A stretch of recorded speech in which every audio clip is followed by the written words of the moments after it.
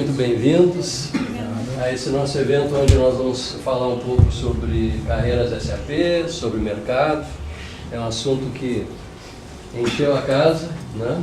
Apesar da chuva, é um assunto que desperta bastante interesse e a gente busca de vez em quando chamar as pessoas para conversarem um pouco, entender um pouco esse mercado, entender as perspectivas, entender o que a gente faz aqui, entender o que está acontecendo lá fora, né? E vai ser um trabalho que a gente vai construindo.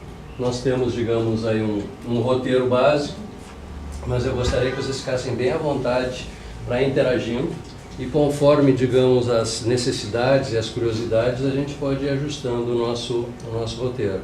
O objetivo exatamente, além de dar informação para vocês, é dar oportunidade para vocês esclarecerem dúvidas que vocês trazem sobre esse setor.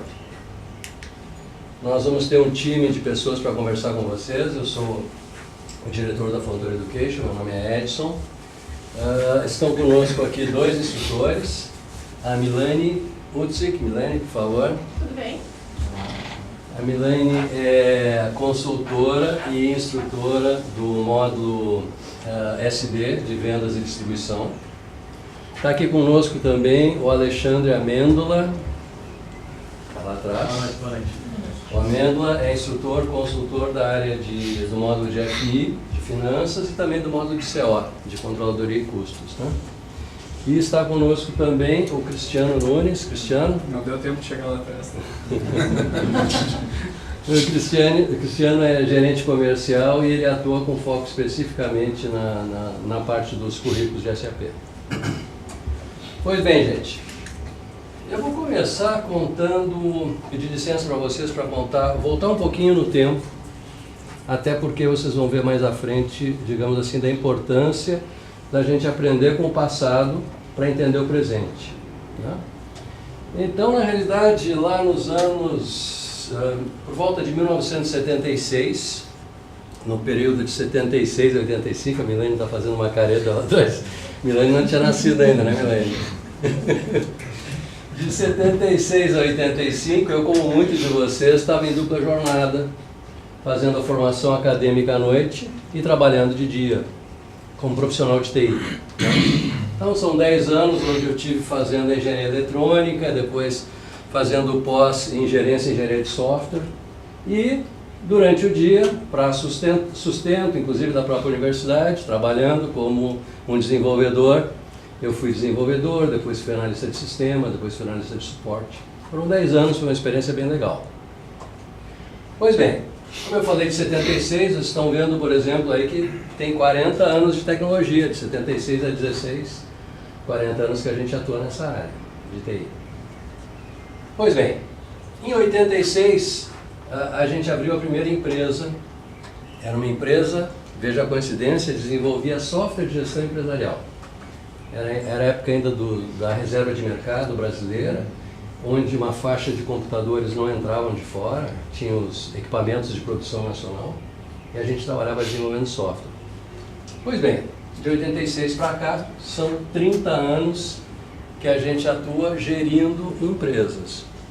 A partir de 90, a gente abriu um braço de capacitação dentro daquela empresa, e esse braço de capacitação acabou virando na Fontoura Education, que foi fundada em 94.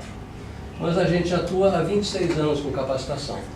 E a Fontoura Education tem 22 anos de atuação.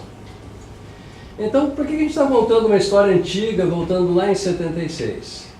Porque, na realidade, nesses 30 anos em que a gente teve à frente, ou seja, 30 anos que a gente deixou de ter um contra-cheque garantido no final do mês, e que a gente passou a ter a responsabilidade de pagar muitos contra-cheques no final do mês.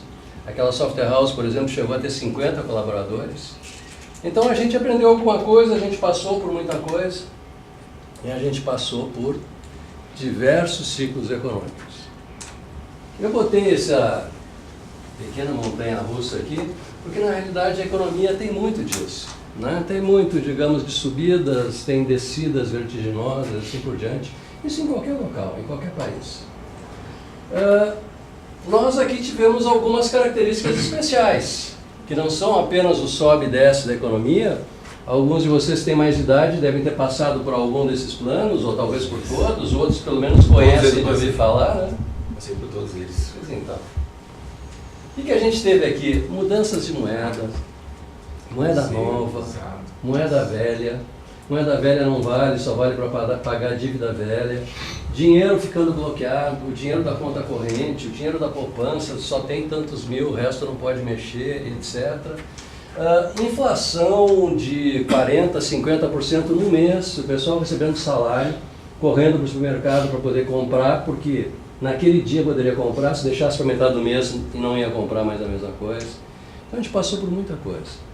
Se já foi difícil para o cidadão normal, imaginem o que deve ter sido para um gestor de empresa, administrar uma empresa no período desse.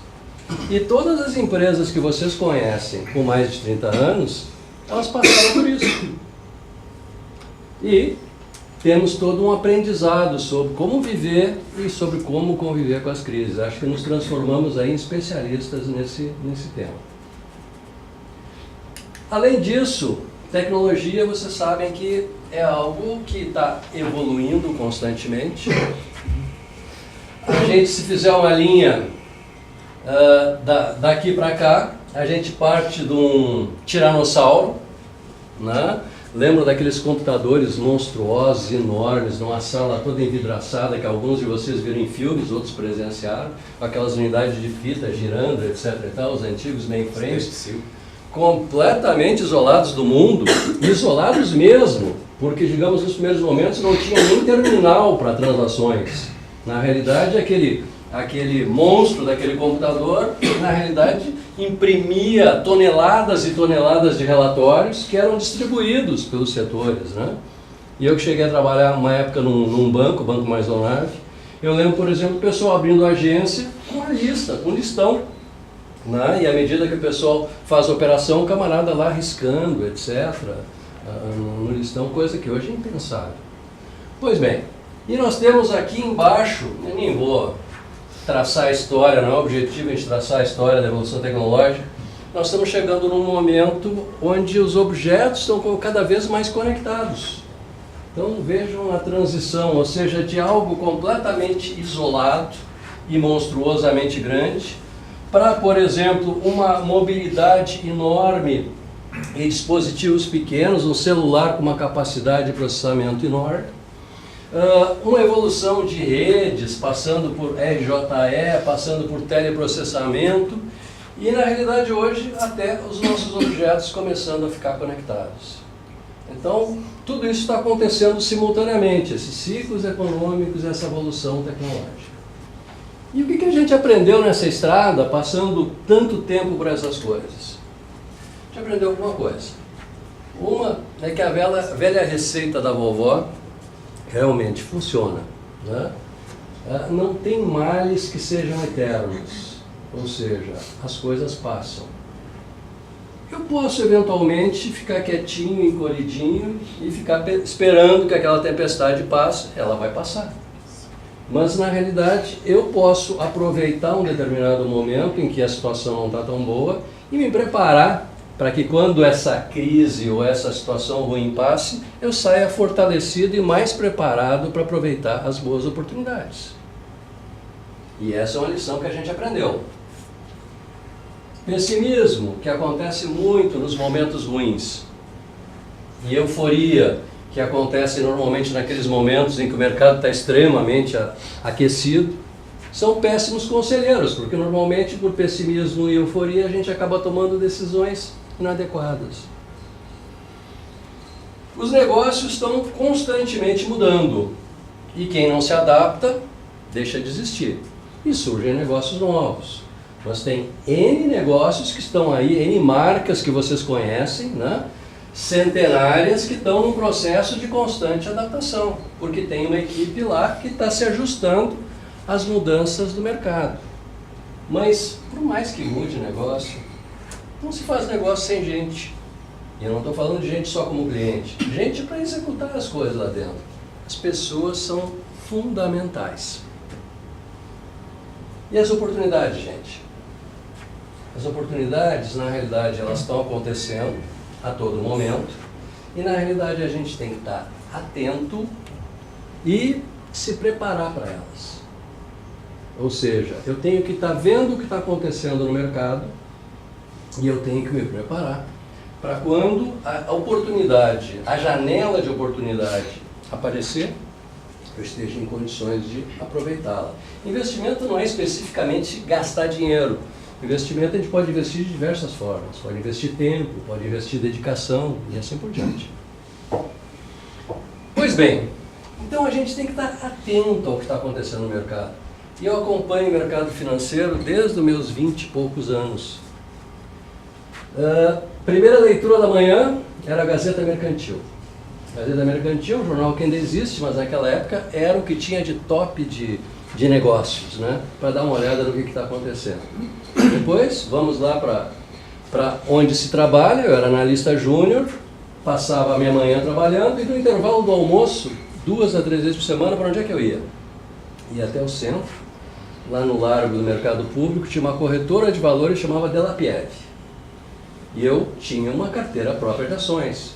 Então, 2 a 3 vezes por semana, eu ficava lá, digamos, fazia o meu lanche lá na corretora, naqueles terminais, nos terminais IBM, que alguns de vocês devem ter visto, que eram enormes, que era a única conexão que existia com a Bolsa de Valores para tu acompanhar o que estava vendo com as cotações, subindo, descendo, e assim por diante. Comprando alguma coisa, vendendo alguma coisa, mas tu tinha que ter informação, então tu já tinha lido de manhã cedo. Tinha lido o jornal, tinha olhado. E aí a gente aprendeu uma coisa.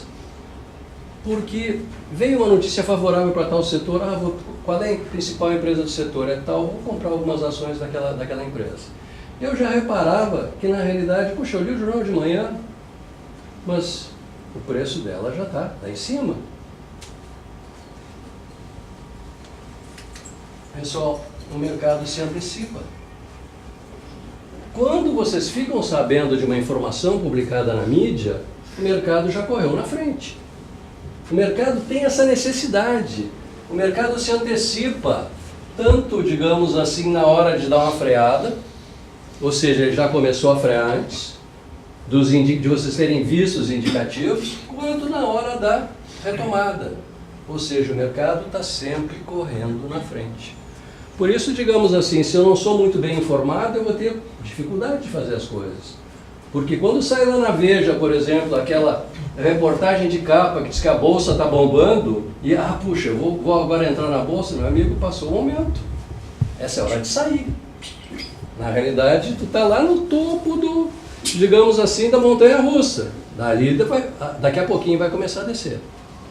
Então é importante a gente estar acompanhando e estar entendendo o que está acontecendo. Eu trouxe alguns números aqui, só para exemplificar. Não sei se todos conhecem, o Boletim Focus é um boletim que o Banco Central publica periodicamente.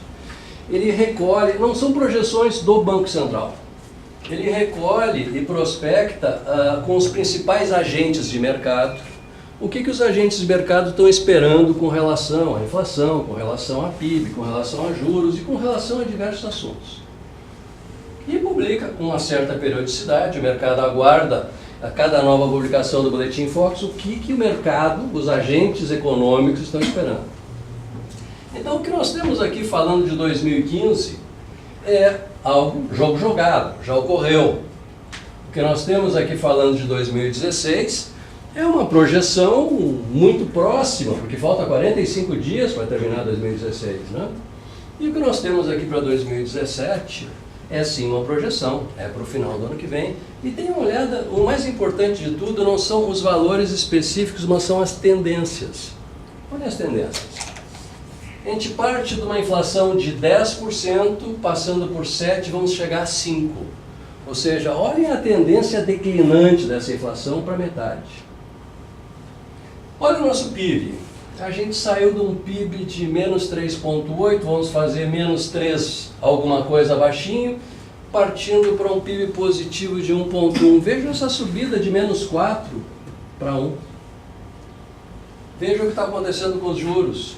13, 14, 11, a descida dos juros. Vamos lembrar a lição aquela da avó.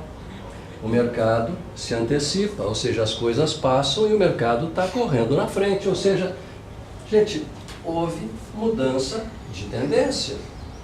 a gente não vai ter, digamos, nenhum crescimento grande no ano que vem, ou seja, 1% não é um crescimento grande, mas o importante é que não só a gente parou de cair, como a tendência mudou. Vai ser diferente? Vai ser aos poucos? Provavelmente sim, mas a tendência mudou. Por que eu estou falando sobre essas coisas? Porque essas coisas geram oportunidades. E aí, começando a vir, digamos assim, para o nosso tema e para o nosso assunto, que é SAP e carreiras SAP, quais são as oportunidades que tendem a ocorrer? Em primeiro lugar, nós temos uma série de cases importantes da SAP que estavam rodando antes desse momento e que continuaram rodando durante esse período e vão se estender em ondas, né? Distintas ondas implementando módulos diferentes e produtos diferentes na área do varejo, na área do agronegócio, na área de energia, na área de telecomunicações. Então esses não pararam, eles estavam, continuaram e vão continuar até concluir o que está projetado. Além disso, antes de começar, digamos, o pessoal a sentir que tinha que dar uma paradinha, uma travadinha, tinham N projetos que estavam em eminência ou muito próximos de começar e em função da conjuntura que o pessoal olhou para frente, eles hibernaram. Pois bem, esses projetos gradativamente vão começar a sair da gaveta. Então, no ano de 2017, a gente deve começar a ter não só aqueles projetos antigos de muitas ondas que estão rodando, como acontecendo alguns projetos novos. Mas com um fato novo, as margens mexeram. Ou seja, o mercado está todo mais ajustado e os negócios estão tendo que trabalhar com margens menores. Significa o quê? Que aquela questão de daqui a pouco eu contratar um camarada por qualquer valor hora, não rola mais. Ou vai ser muito difícil de rolar. Na realidade, a pressão pelo valor hora, ela vai... Ou seja, nós vamos ter que começar, as empresas que prestam serviço, ou os profissionais que prestam serviço, não vão começar a conseguir, digamos assim, eu sou especialista em uma coisa muito pouco conhecida e jogo o valor lá em cima. Entretanto, o conhecimento continua sendo muito importante. Agora, essa questão das margens mais baixas são uma janela de oportunidade de entrada. Ou seja, a possibilidade, a necessidade que a gente vai ter que ter de oxigenar, de trazer gente nova. A dificuldade de gente nova muitas vezes é porque gente nova não tem tanto conhecimento assim.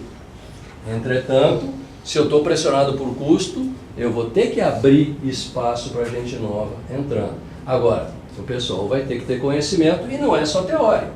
Vai ter que ter conhecimento também, conhecimento de hands-on, algum conhecimento, e a gente já vai conversar sobre isso mais adiante. Beleza. Aí entra a Fontoura Education. Qual é a atividade da Fontoura Education? Capacitação de gente. Nós estamos há 22 anos nesse mercado, capacitando profissionais. Como advisors. O que quer dizer que a gente atua como advisor? Na realidade, a gente é centro de treinamento oficial desses 4 fabricantes multinacionais. Nós começamos com a Oracle em 1994 e mais adiante fomos recebendo o convite. Na realidade, fomos convidados por todas. A Red Hat veio nos convidar para ser centro. Mais adiante a Furukawa. A SAP foi a última delas. Nós estamos, acho que há uns 6 anos com a SAP. E o que a gente faz? A gente conhece profundamente os currículos e, digamos, os treinamentos necessários para capacitar profissionais em determinadas áreas, né? E procura recomendar o que é melhor para cada situação e o que é melhor para cada pessoa. Esse é nosso papel, aconselhar.